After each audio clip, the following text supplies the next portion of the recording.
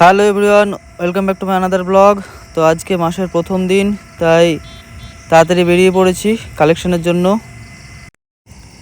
আজকে অতটা কালেকশন নেই, মানে মেম্বার অতগুলো নেই, প্রায় 22টা কি 30টা মতো মেম্বার আছে।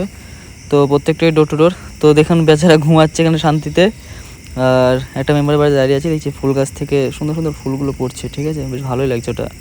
দিয়ে তারপরে একটা মেম্বারের বাড়িতে বসে আছি, কারণ বললো একটু ওয়েট করুন, টাকা আনতে গেছে।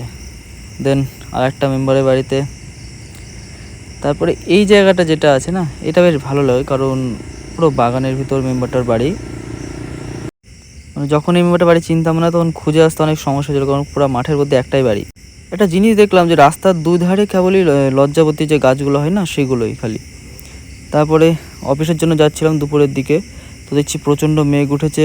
তো শুনলাম অফিসে রান্না হয়নি, তাই বিরিয়ানি খেয়ে নিলাম বাজার থেকে।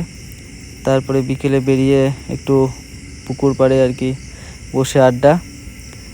তারপরে দেখছি আবার মেঘ করেছে, আজ সারাদিনটাই প্রায় মেঘ করতে করতে চলে গেল, দুবার বৃষ্টিও হয়েছে। তারপরে যেগুলো বাকি আছে সেগুলো কমপ্লিট করে এবার অফিসের জন্য যাচ্ছি। তো থ্যাংক ইউ এভরিওয়ান।